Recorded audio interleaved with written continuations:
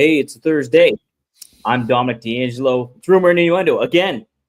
It's a wild day here on the pro wrestling world. I'm here with Robert Karpelis, WD Creative _ish. I just previously talked about the passing of Hulk Hogan at the age of 71.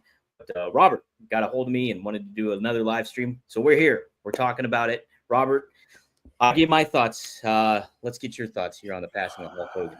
Yeah, so normally we go live at noon Eastern. I had just found out about a half hour prior to that I wasn't going to be able to make it at a meeting I was needed in elsewhere.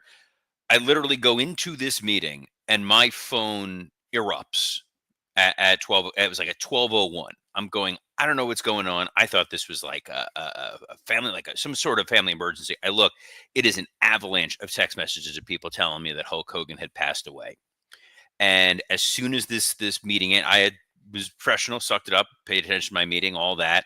As soon as that meeting ended, about 15 minutes ago, I texted Dom. I'm like, we gotta jump on the horn. We gotta talk. I know Dom, you did the show a little while ago, talking about it.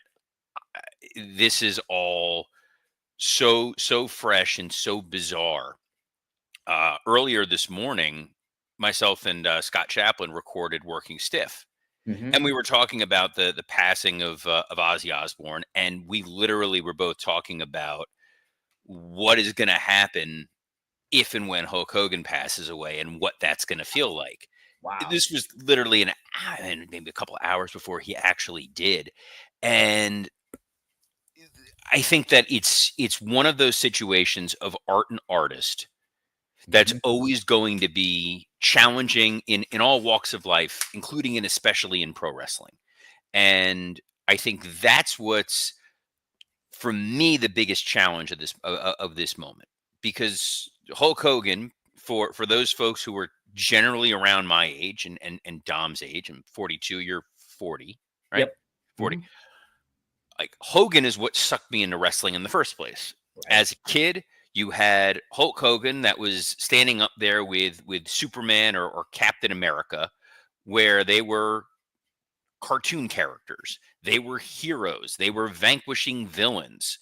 Going into WrestleMania 3, Hogan and Andre, when you're 5 years old, like, this is a Marvel movie come to life. The man had a cartoon. You had his action figure. You wore the Hulk Hogan pajamas. I had the Hulk Hogan trash can in my room. You have all the toys.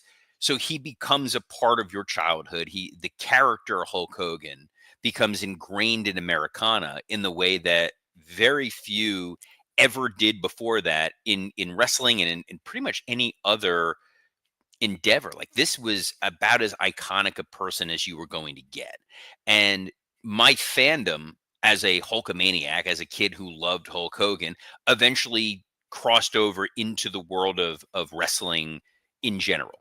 I think I always talk about SummerSlam '91, seeing Bret Hart, Mr. Perfect, and realizing the art form of wrestling, and that was what I enjoyed. So celebrating the legacy of Hulk Hogan as a character, as an individual who changed the entire wrestling world, then runs into the legacy of Hulk Hogan, the person, of what we saw more specifically over the last less than 20 years or so. This is someone who, obviously, you look at the the legacies of other people who have been accused of certain attitudes, certain actions. With Hogan, what made it especially hurtful, especially difficult to really process, was when you look at a guy like Kanye West, and he has said a lot of really hateful things, a lot of anti-Semitic things, a lot of just, there's no excuse for what he said. He said them in a very public way, which felt like this was a cry for attention. This was some sort of either mental episode or just, hey, I want attention. There's accusations of folks like a Walt Disney of having certain attitudes, but they were never overtly public. It was something you whispered about. With Hulk Hogan, you have this footage of him using an especially hateful racial slur in the most destructive way possible, purely in private.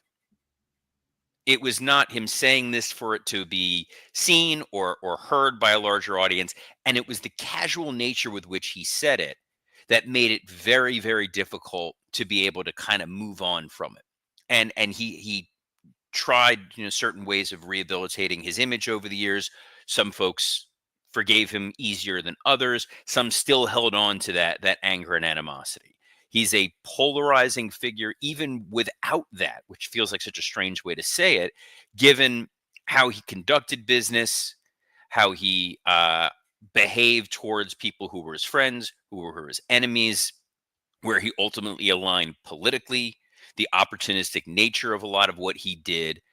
And in some regard, it does rob us as fans the ability to celebrate the legacy of the character Hulk Hogan. My working stiff co-hosts, I was texting with them, so Mike Lawrence and Dan St. Germain and Scott Chaplin, and one of them said, Hulk Hogan died a long time ago. Terry Bollea passed away today. And I think that's an oversimplification to some degree, because I do think that we as wrestling fans, as just fans of popular culture, want to be able to mourn the loss of an icon like that. But Mhm. when you're in the role of creative, when you're in the role of mapping out who you're going to give TV time to, you do need that balance of the person and the character. John Cena, over the last 20 plus years, almost 25 years, is someone who has been a bastion of integrity for the WWE. You could trust him, good or bad. He's not a guy you're worried about that he's going to get arrested tomorrow for uh, doing a line of cocaine and beating up a stripper. Right. You would be genuinely shocked. Randy Orton was a guy when I was there, you didn't quite know that you could trust him with the ball. And eventually he got to that point of age and maturity and wisdom where he is about as reliable as it gets. Hogan was a figure that took wrestling to a degree nobody ever thought possible. Mhm. Some of it was him, some of it was Vince. And we kind of are going to grapple the same thing with Vince McMahon's legacy. Right. Of where that ultimately is going to shake out, because those two in tandem, good, bad, or indifferent, are the reason every single one of us are here today. Mhm. Made wrestling a global force unlike anything else before. And it's kind of the on South Park, they had done the thing a while ago of like Simpsons did it. Right. Anything to say about a wrestler, Hogan kind of did it first. That headlining the first WrestleMania, drawing the way he did at Madison Square Garden, even eclipsing Bruno, not for length of years, but in terms of dollar figures. The merchandise that he sold, that he sold was obviously off the charts. First wrestler to host Saturday Night Live. He did it with Miss G, host Saturday Night Live. Doing the movies in the ways in which he did, where he was for a short time a massive box office draw. They Mhm. were good movies, but they were movies where you put Hogan in a movie, it's going to open. When he transitioned and went to WCW, the Hogan heel turn is the gold standard of heel turns. And the Right. way that he was able to reinvent his career with the NWO and help WCW dominate the WWF for 83 weeks. Eric Maroon just pointed out here, appearing on the cover of Sports Illustrated. I mean, Right. that in and of itself is astonishing. The degree of respect that Hogan was able to get for wrestling as an entertainment vehicle can never be Absolutely not. It's no, and you made create the other layers speaking to all that stuff. The reach outside of the wrestling realm and going into pop culture, going into becoming this like household name to like a global icon, and then in turn taking wrestling along with him as that star too.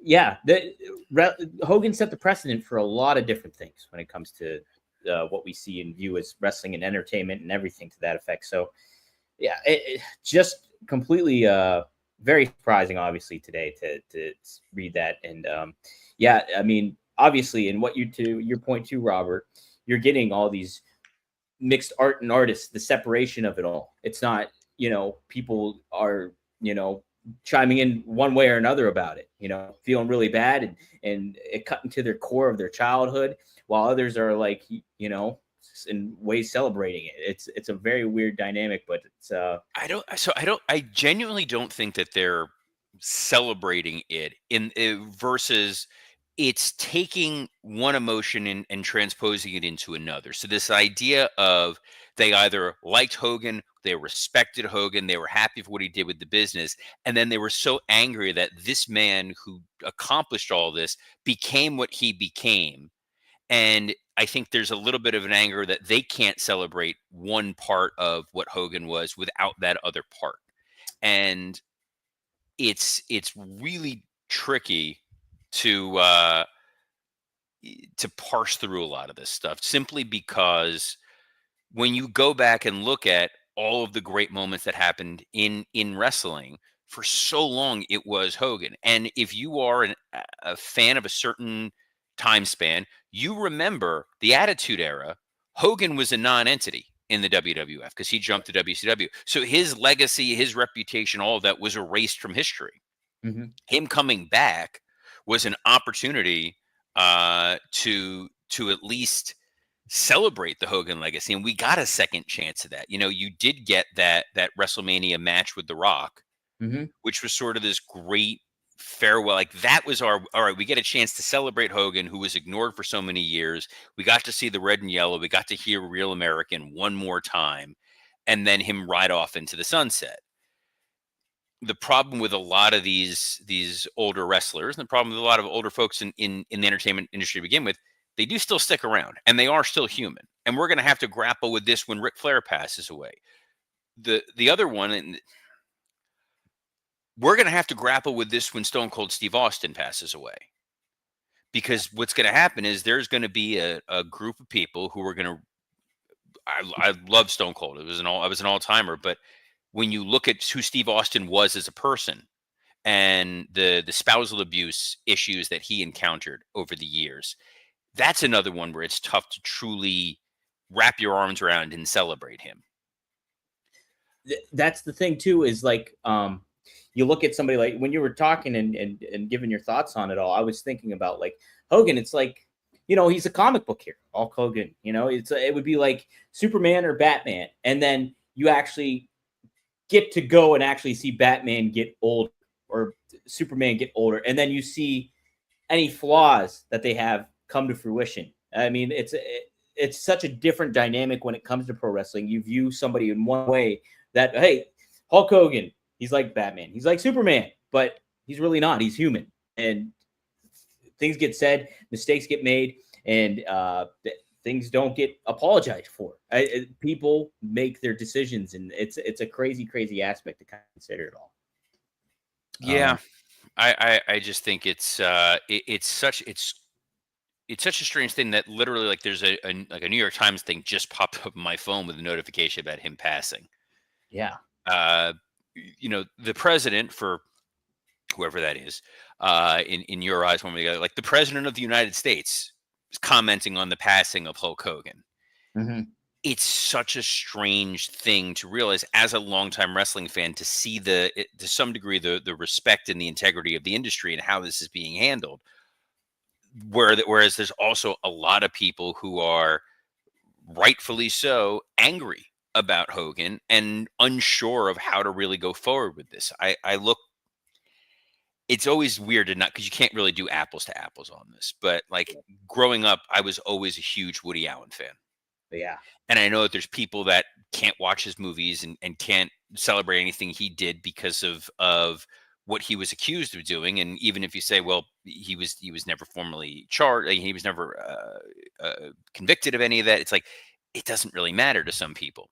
They're going to hold on to what it is. Hogan, there's no ambiguity about what he did. He's tried to give excuses otherwise, and people did try to find a way to forgive him. And then you saw some of the comments that he made during the most recent presidential election that hewed what felt closer to probably how he genuinely felt in his heart. We don't know. As a media figure, this is a man who helped bring down at the time one of the largest sort of entertainment conglomerates that there was at that point by taking down Gawker. Right. It was a win for privacy and personal rights, and it did ultimately expose the other half of him, which makes this even more okay. When I say expose the other half, that sounded like more of a joke than I meant, because it was a sex tape. But and again, normally this is a much more put together situation than what we're dealing with right now. This is all still trying to process this without any notes, without any what have you.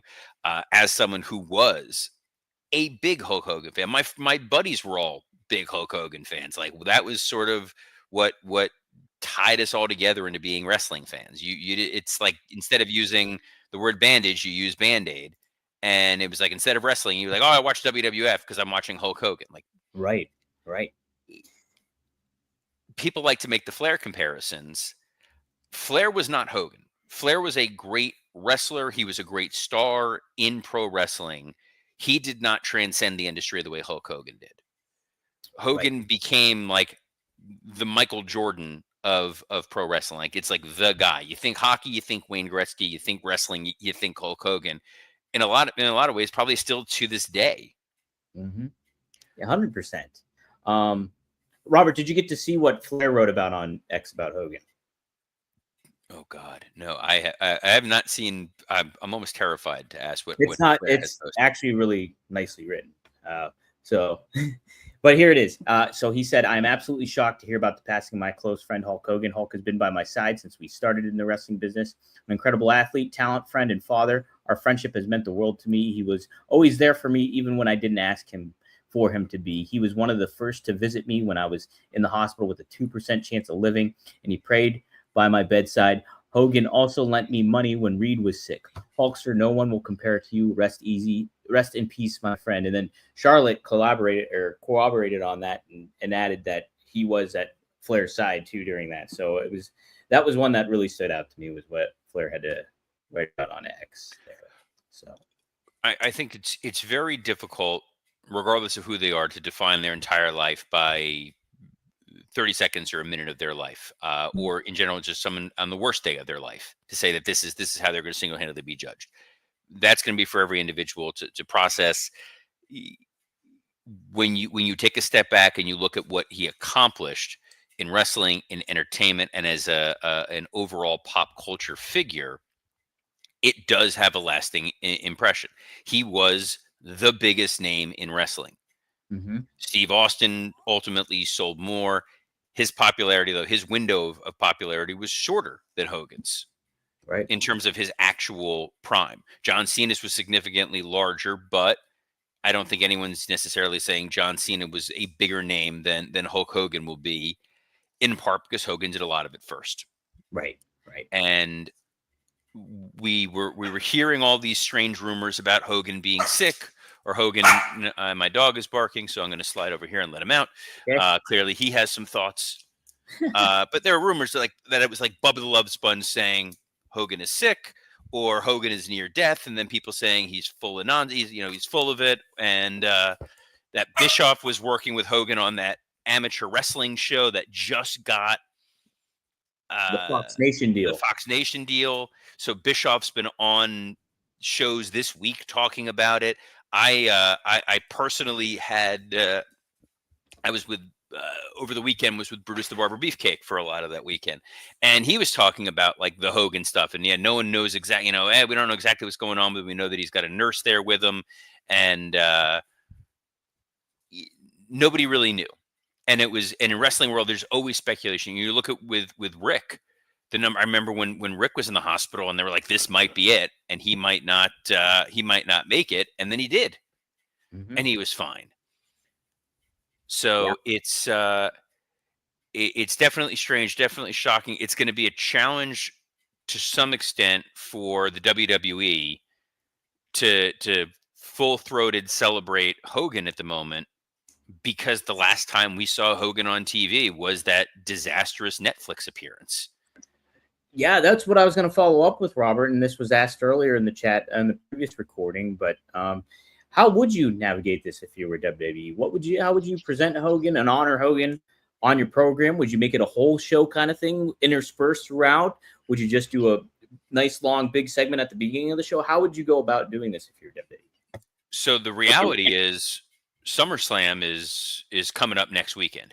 8 days You away. really can't afford to not have a full-throated SmackDown or a full-throated episode of Raw.